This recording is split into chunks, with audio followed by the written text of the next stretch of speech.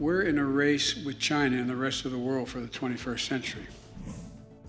The global challenge of the 21st century will force the great powers to embrace cooperation, regardless of who is number one. As the Communist Party of China reaches a new milestone, the Cold War rhetoric between the world's two major economies and armed forces, the US and China, heats up.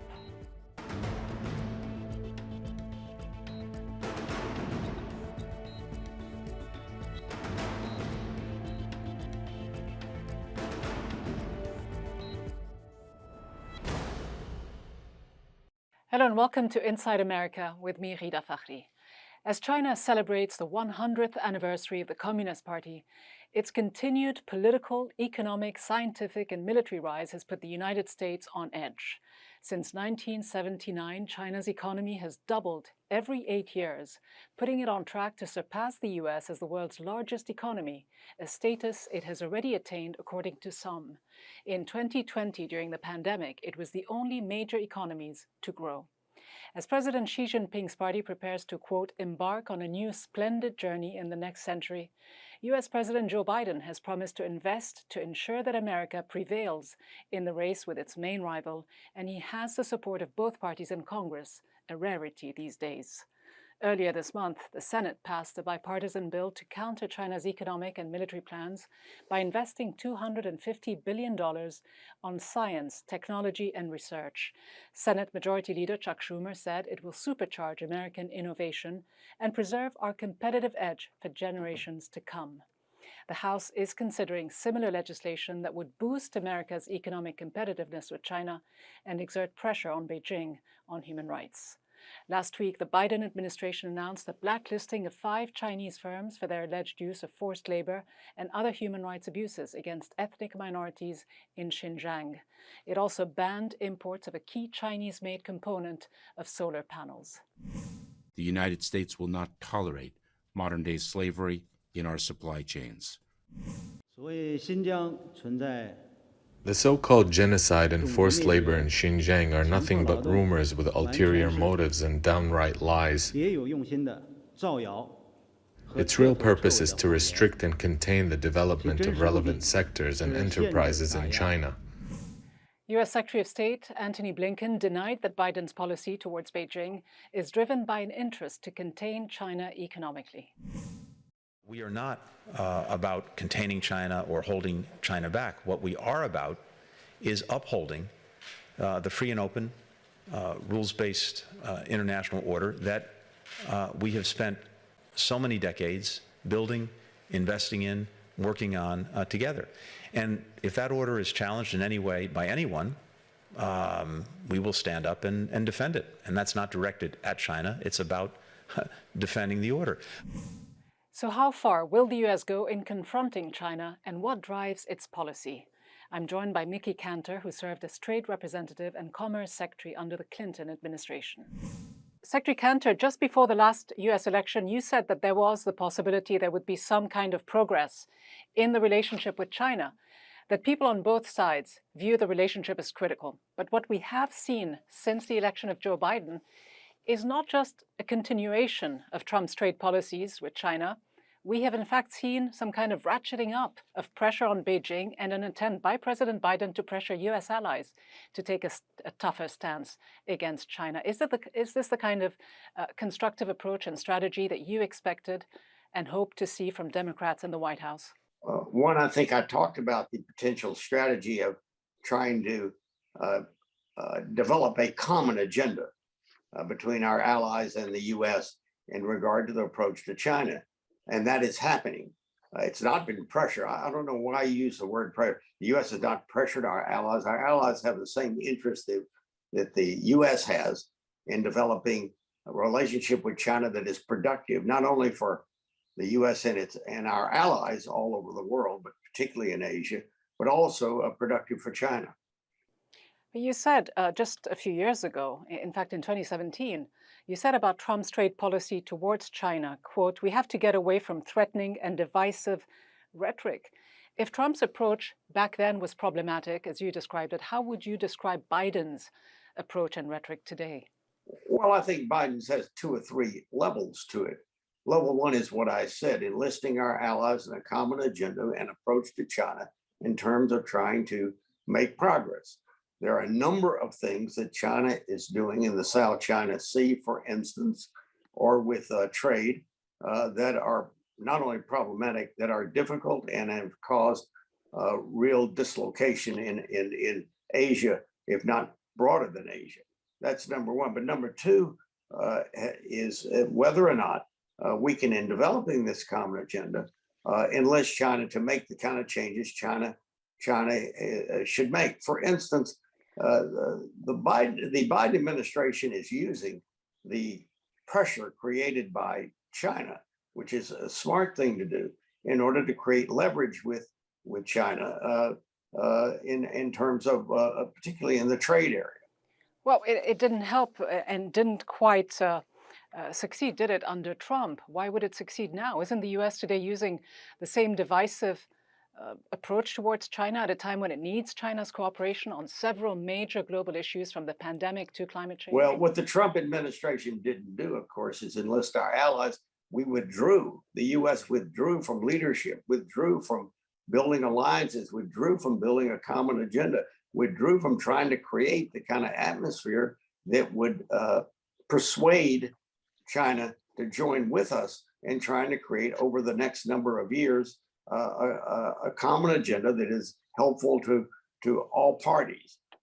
That's what the Trump administration withdrew from leadership. Frankly, not only with China, but with the world. It was a negative approach. The US has a positive approach now in building a common agenda, in building leadership with our allies, to join with our allies in a common approach, as we just did with Australia, Japan, as you know, the US, India. We have done that. And so I am very impressed with what the US has done so far. Well, you say it's a common approach, but we know that there are some reservations, certainly among some European countries, whether it's Germany, France, or others, to follow the footsteps of the United States in taking this overly aggressive, shall we say, approach. But beyond that, is there a strategy and an end game? Because you criticized Trump for his policy, yet Biden seems to be keeping Trump's tariffs in place. He's continued Trump's war, hasn't he? Yeah. Ghida, maybe I wasn't clear enough. What Biden is doing is taking the leverage created by Trump, i.e. from a negative perspective, but a leverage that was created, and trying to use that leverage with our allies in a common agenda in order to make progress. I think the Biden administration will. Now, it will not happen overnight. It can't, but it will happen over a period of months. But can the US afford to continue this approach under Biden? Isn't it politically and strategically counterproductive to pursue what some in Congress are calling a zero-sum confrontation with China? Can the US take on the world's second largest economy, a country that holds over $1 trillion of the US's foreign debt? The second, what I would say is, the problem is really China's, not the US. We're the largest by far, not even close, economy in the world, the largest military in the world. We're the strongest. The fact is that the Chinese have to figure out a way. They're going to paint a door behind them. They're in a corner, paint a door for them to walk out of.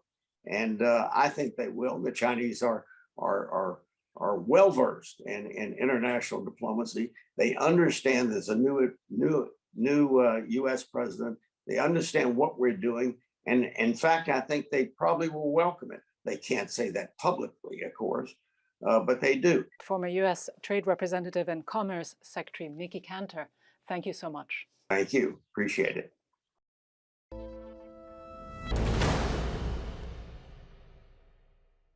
So then, is Biden's tough stance on China a continuation of Donald Trump's policy? Former Republican Congressman John Fleming joins me now. He served as Assistant Secretary of Commerce for Economic Development in 2017 during the Trump administration. He later served as Senior Assistant to the President for Planning and Implementation during Trump's last year in office. Congressman Fleming, you served on the House Armed Services Committee a few years ago. And in 2015, you said that the United States was losing its technology edge to both Russia and China. In fact, you said that edge, that gap, is collapsing rapidly.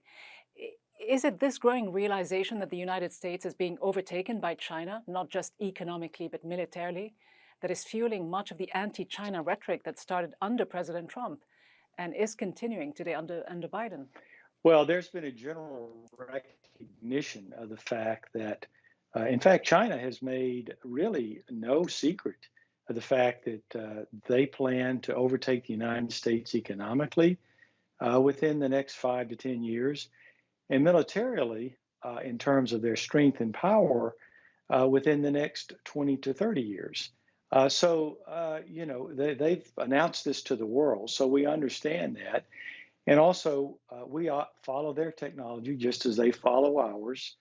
And we know that in some areas they're beginning to take the lead, other areas where they have caught up with us in terms of military technology. And also, they've been expanding their role in the Pacific. As you know, they've been pushing out eastwardly in the Pacific. And they've made no bones about the fact that they're very interested in taking Taiwan. Of course, Hong Kong now, despite their promises, has been overcome with their dictatorship and their form of government when they promised a much more free market form of government and economy there. So I think all the signs are there. Well, all the signs are there. There's no doubt that China is pursuing its own economic development, military development, just like the United States and other countries do. But when you talk about the expanding footprint of China, and when you consider that the US has hundreds of military bases around the world and China has less than a handful, it sounds somewhat rich coming from the United States, doesn't it? The United States is not growing its presence other than to help other nations. As you know, we're doing a lot to help other nations with COVID, where China has made a lot of promises but not fulfilled them. Their vaccination programs, in many cases, have failed.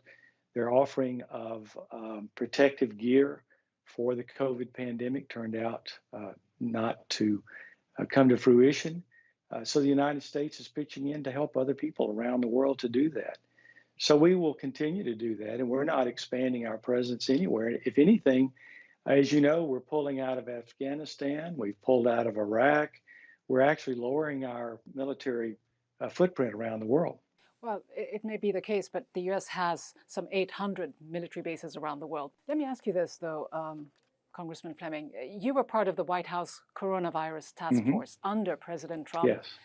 Standing up to China is a message that seems to play out very well with the base. Here's what Trump said at a rally just a few days ago.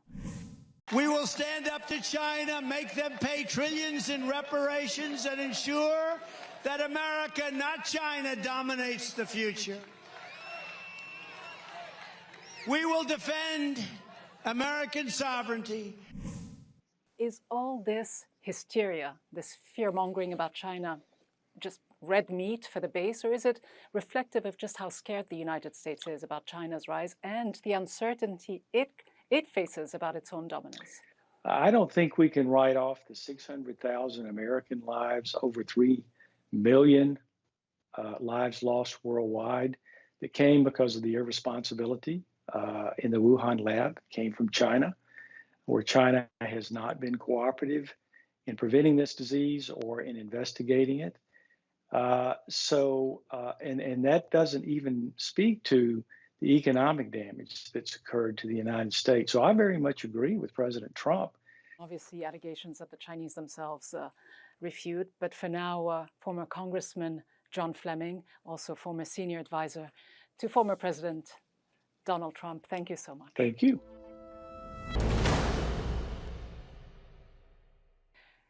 Now, as the CCP prepares its centennial celebrations on July 1st to mark China's phenomenal rise, it is hard to imagine that it is the same party that was in charge during the famine of the 1950s, the Cultural Revolution which killed tens of millions of people in the 60s and 70s, and the repression of protests in the 1980s. but it has somehow managed to transform a feudal, poor and underdeveloped rural society into a modern global player, an economic powerhouse and a nuclear weapon state, a superpower as it rapidly develops its military, blue water navy and air force, not to mention its extraordinary advances in space exploration. In its annual report to Congress published last September, the U.S. Department of Defense said that China's objective is to become, quote, a world-class military by the end of 2049, the centennial anniversary of the People's Republic of China, and that it is already ahead of the United States in certain areas, including its Navy, the world's largest, with about 350 ships and submarines, according to the Pentagon. Now, China's Communist Party, which is setting policy for a country of over 1.4 billion people, has overseen China's rapid economic growth that has lifted hundreds of millions of people out of poverty in just a few decades. In 2000, China's middle class was estimated at 3% of the population. By 2018, it was over 50%. President Xi Jinping, who turned 68 this month, has led the party since 2012. And with term limits abolished 3 years ago, he is now expected to lead the party and the country for years to come. Considered the party's most powerful leader since Chairman Mao Zedong, Xi has taken a more assertive approach to foreign policy, with China's Belt and Road Initiative, an infrastructure plan that spans some 60 countries and is estimated to cost between $4 and $8 trillion. But the sweeping national security law that took effect 1 year ago in Hong Kong, giving the CCP broad powers to curb dissent, has tarnished Beijing's image, primarily in the Western world. China has built up its naval presence in the South China Sea and has repeatedly threatened military action against what it refers to as separatists in Taiwan. China has also come under heavy criticism for its treatment of Uyghurs and other Muslim minorities in Xinjiang province amid allegations of mass detention, forced labor, and even torture, allegations Beijing rejects. So how will the growing U.S. criticisms of Chinese policies affect Beijing's standing on the world stage and, in particular, its relations with the United States? I'm joined from Beijing by Victor Gao, Vice President of the Center for China and Globalization. Victor Gao, as you know, here in the United States, China's Communist Party has been a rallying cry for both Republicans and Democrats. The word communism triggers a knee-jerk reaction, even if today's CCP bears little resemblance in terms of policy to Mao Zedong's Communist Party back in the day. What, in your view, is driving America's recent stepped-up antagonism towards China? Well, first of all, I would say the extreme views by some politicians in the United States against China and China bashing in general are really barking at the wrong tree. China has completely transformed itself ever since 1978. China has been practicing socialism with Chinese characteristics, which is actually an all-encompassing concept. It can really take and mold other things which are good at promoting productivity and efficiency into this Chinese model. And I would say China has been demonstrating to its own people and the world at large that the way of China moving forward has produced a lot of productivity and successes in terms of eliminating poverty, for example, increasing the health condition of the people, increasing life expectancy of the people, etc. So it is an all-front march forward. I hope the Americans can really understand the realities in China, and Chinese people are no enemies of the American people. We want to get along with the American people, rather than, for example, allowing some politicians in the United States to resort to maximum pressure against China, which eventually will be against the Chinese people, but also against the American people's fundamental interest.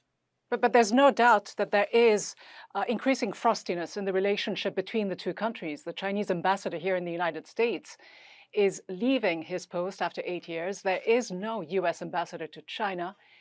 Is this all just a seasonal flu, a seasonal cold, or are we really headed into a Cold War?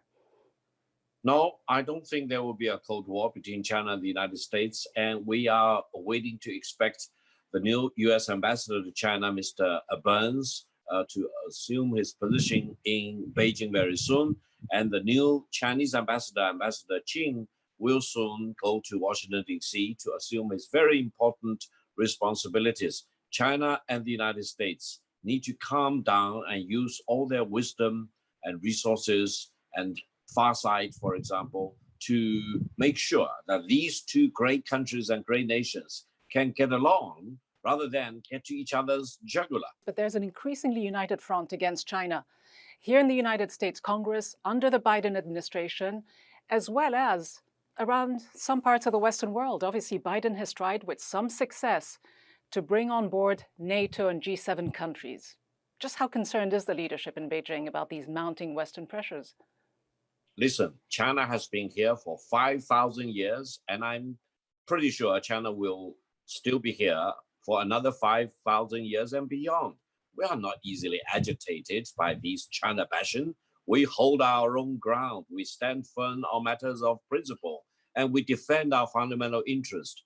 I'm a believer that war is not an option between China and the United States, and we have to figure out a way to get along with each other. If there are people in the United States who want to launch a war against China, they will be declared enemies of mankind. And any attempt to deprive the Chinese people of their right to develop their economy and improve their living standards will be the highest crimes against mankind as a whole. So, but it isn't no just other way people. but to get along. Well, but it isn't just people in the United States, and it isn't just about China's economic rise, is it? Because the issue surrounding China's alleged mistreatment of Uyghurs and other minorities in Xinjiang has tarnished China's image, not just in the West, but in many parts of the Muslim world. China has a problem, doesn't it? I don't think so. I don't think so. China is a firm defender of Islamic interests throughout the world. Talk to any Palestinian and ask them who is the great defender of the Palestinian legitimate interests. The Uyghurs are our brothers and sisters. They are part of the Chinese nation. They will remain part of the Chinese nation for eternity. No one can change the fact that Xinjiang is part of China. No one can change the fact that the Uyghurs are our brothers and sisters. There are false accusations against China. These are false. And well, if these are false accusations, day, it will be proven falsehood. Well, if they are false accusations, why not let international organizations investigate? President Xi himself says that China needs to create a new image, a credible, lovable, and respectful image. Is it a matter of changing perceptions or changing policies? No. To make China more lovable and more respectful means China needs to defend its fundamental interest. China cannot be pushed around, and any false accusation of crimes which have taken place in the United States against Native Indians, in slavery of the American Afro-Americans, for example, they cannot be repeated against the Chinese people. We have no skeletons in our closet. We are transparent, and any such false accusation will fall apart. If, for example, you use your own wisdom and sanity of your mind and decency of your mind, the Chinese people are a decent people. We defend our own national rights and our human rights. And our human rights, for example, include the rights of the people to be free from infections of the pandemic and death from the pandemic. This is part of our human rights. It may be different from the American human rights. We do not consider the American right of bearing arms as part of the human rights. We believe that to be the real cause of thousands of people dying from gun-related violence. So we have different opinions. But ultimately, though, you have different opinions, different worldviews. But is this ultimately an ideological fight or a struggle for dominance? No, I don't think so. No one in the world can hold China down, depriving the Chinese people of their right to improve their living standards and their economy without consequences. So I'm a believer that China and the United States will need to get along. Live and let live is the real right way for both China and the United States. All right, Victor Gao joining us from Beijing. Thank you very much for your time. Thank you very much for having me.